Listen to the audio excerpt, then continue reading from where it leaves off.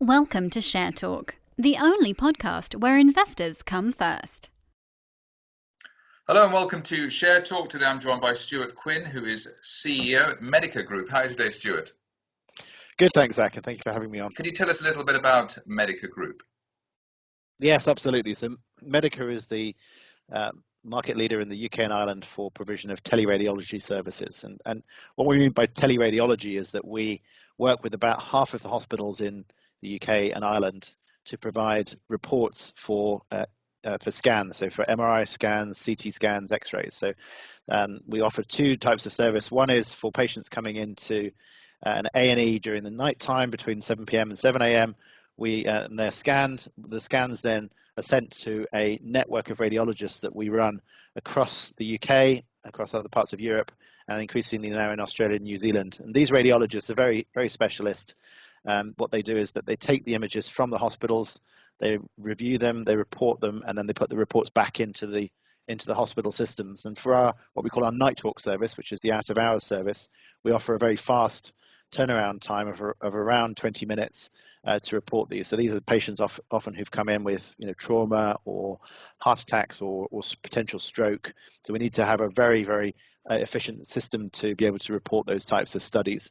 And then we also support the NHS and the HSE in Ireland with elective work as well. So the situation is that you've got like a community of doctors, specialists in various areas, obviously radiology being the prime one, and they basically, rather than having to be in hospitals, clogging up the various institutions, they are actually doing the checking and the analysing and the diagnosing, or diagnosis rather, of what they're sent. And that is basically, it could be, I mean, it's called teleradiology, but it could be called remote radiology as well.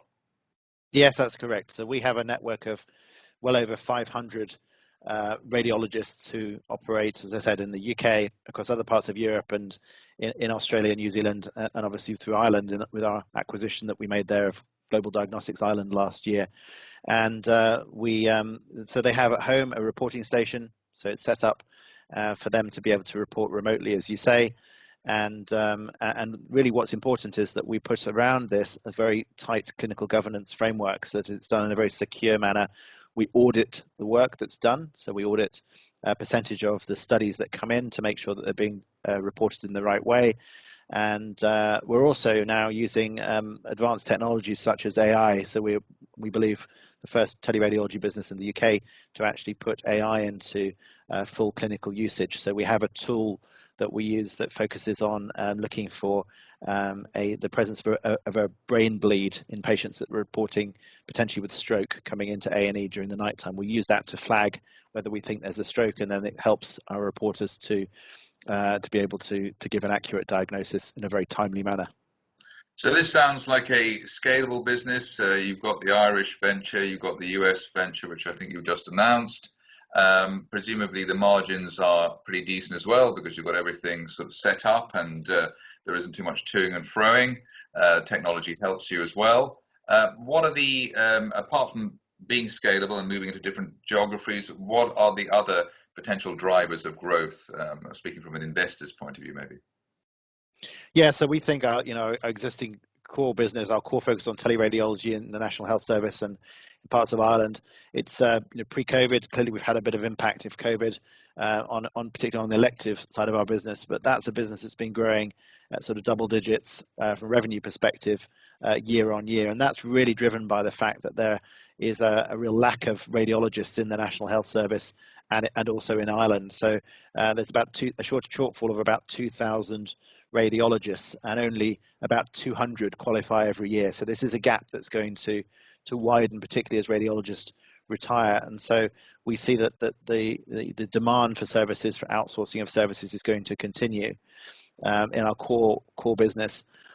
We've also announced a joint venture with Integral Diagnostics in Australia and New Zealand, and that's primarily initially to access additional capacity from radiologists that are UK board certified, working out in Australia and New Zealand. We will work with Integral to locate these radiologists to provide more capacity, but also in time we're going to work together to look at how we can enter the Australian and New Zealand market for outsourced teleradiology services. And then you mentioned our recent investment that we announced this week. We're acquiring a business based outside of Philadelphia called RadMD.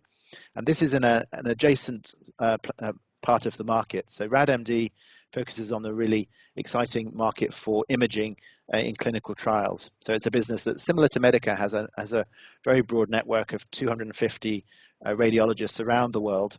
But instead of reporting for clinical diagnosis in sort of urgent situations that we do in our core business, RadMD is focused on really looking at reporting during the different phases of a clinical trial. And their expertise is predominantly in the early stages of a clinical trial phase, so phase 1 and phase 2.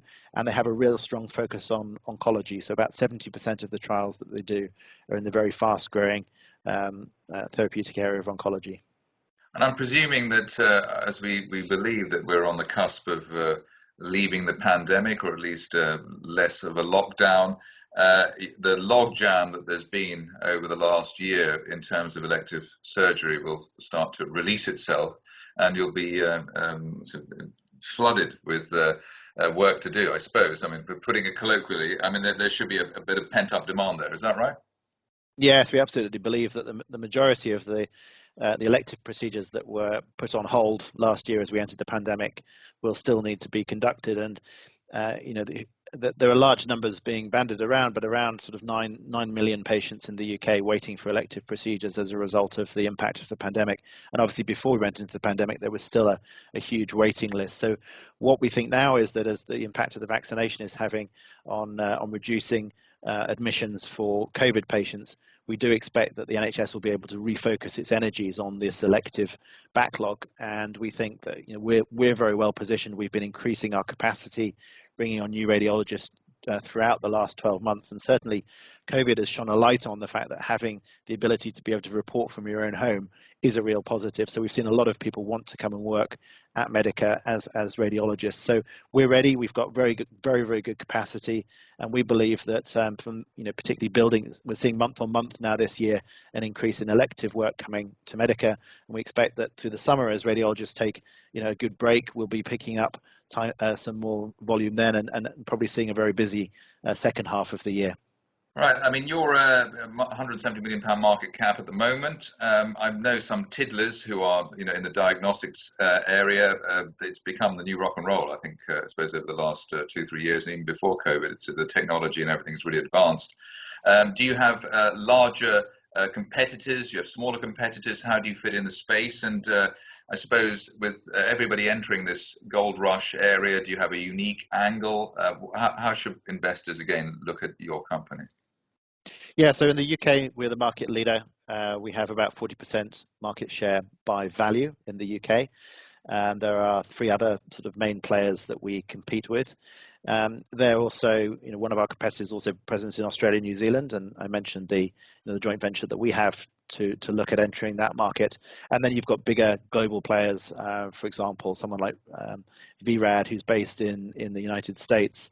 But it's the teleradiology is an increasing area of focus for hospitals, as I said, as they sort of try to help to bridge the gap in the capacity that they have. So it is something that's prevalent in other markets as well. And you're seeing us look at other markets where we think it's an interesting opportunity for us to expand and also enter into other areas of telemedicine, as I mentioned earlier. So we think that areas like pathology will be ripe in time for being able to be read remotely, as well as areas like cardiology. So I think we pride ourselves in being really the sort of focused on quality and really being focused on the clinical governance of the service that we offer and we provide. And as I said, I think in terms of the fact that we audit a lot of the work that we do to make sure that we can assure ourselves that it's being reported in the right way, and also give our clients that assurance that the work is being done well. The other component, I think, is really around the systems.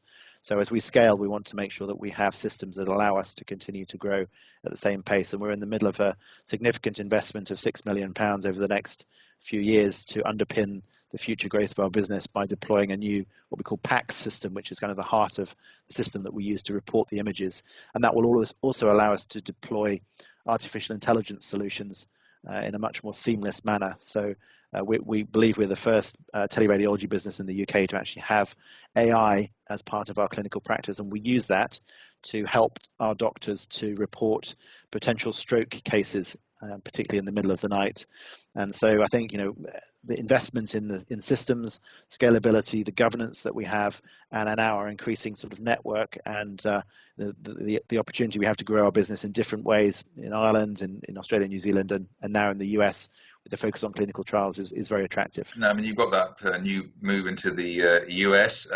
Whenever you look at anything which is the equivalent of a UK company in the US, it has an extra zero on the end of the valuation. Does that frustrate you? Does that excite you? How would you look at it? So I think the business that we bought, RadMD, I think we've paid a very sensible price for it. We've announced that it's 11 times the current run rate EV/EBITDA. So I think it's a very attractive space. If you look at comparable transactions in that market, they've typically gone for between 14 to 18 times EV/EBITDA. The other big metric for these types of businesses is the multiple of order book. And this is a business that has a very strong contracted order book of $40 million.